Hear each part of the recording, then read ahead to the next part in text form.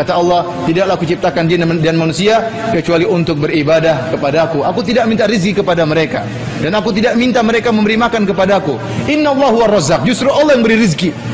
Justru Allah yang beri rezeki.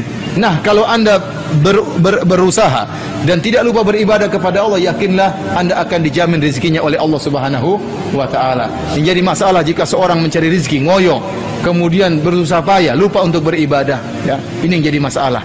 Ini yang menjadi masalah. Dia lupa bahwasanya tugas dia di atas muka bumi adalah beribadah, bukan mencari rezeki. Rezekinya, ya, mau ngoyo atau tidak akan datang kepada dia. Seorang mukmin yang penting berusaha. Mau dia berusaha payah, mau dia sedikit-sedikit, intinya dia berusaha. Mau dia mati-matian berusaha atau kurang mati-matian, rezekinya sama. Rezekinya sama. Taruhlah dia mati-matian hari ini dapat 1 juta, nanti anaknya juga sakit, harus ada keluar duitnya. Maka kalau dia berusaha hari ini sesuai dengan waktu yang wajar, sisanya dia baca Quran, sisanya dia insya Allah beri berkah. Insya Allah beri berkah.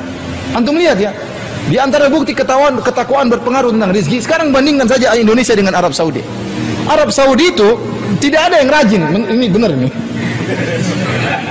Antum pergi kantor-kantor, mana ada yang rajin kemudian bekerja banting tulang seperti kita, part time, tambahan time, dan time yang lainnya. Banting tulang, tapi subhanallah duitnya segitu-segitu aja.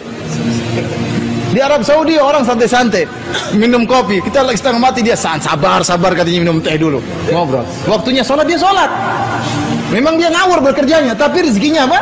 Lancar. Mana Indonesia dibandingkan Saudi? Lebih kaya Indonesia. Indonesia semuanya ada. Minyak bumi ada, gas bumi ada, hutan ada, semua diekspor. Bahkan perempuan pun juga diekspor jadi TKW. Saking banyak yang diekspor. Tapi tidak kaya-kaya. Kenapa? Kurangnya takwa saja. Supaya anak kasih keyakinan sama antum bahwasanya takwa itu berpengaruh dalam masalah rezeki. Allah yang mengatakan, "Wa may yattaqillaha yaj'al lahu makhraja." Barang siapa yang bertakwa, Allah berikan jalan solusi. Wa yarzuquhu min haitsu la yahtasib. Dan Allah berikan rezeki kepada dia dari arah yang dia tidak sangka-sangka. Maka antum berusaha, antum bekerja, waktunya salat, ya. Dan saya sampaikan kepada antum, Allah memuji dalam Al-Quran. Allah tidak memuji orang yang di masjid terus, yang baca Quran terus, yang zikir terus, tidak. Tapi yang Allah puji orang yang berdagang, orang yang bekerja, yang bertransaksi, tetapi jika datang panggilan Allah, dia sholat. Kata Allah Subhanahu wa ta'ala ayat ini biar antum tidak lupa-lupa, ya. Jangan sedih jadi pedagang, ya. Masuk surga tidak harus jadi ustaz. Dalam surat Nur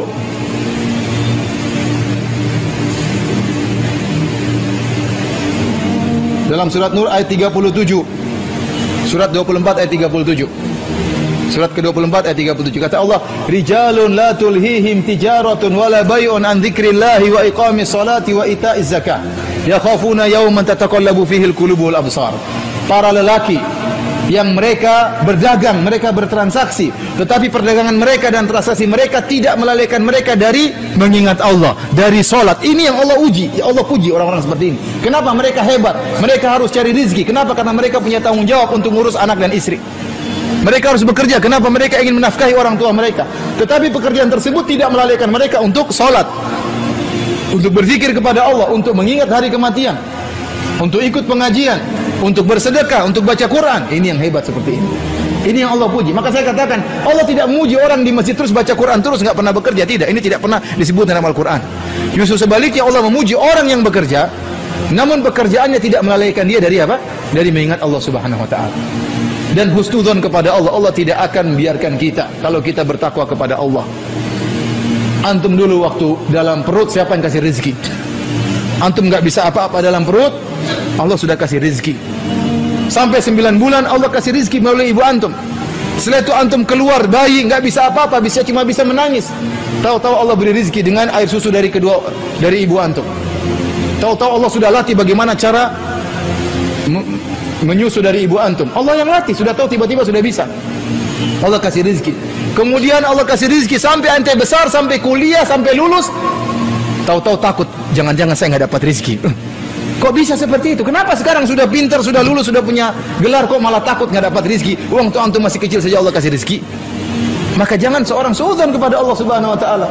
Yang penting dia berusaha, disertai dengan takwa, maka insya Allah Allah akan berikan dia kepada dia rezeki yang cukup bagi dia, ya, dan akan membahagiakan dia.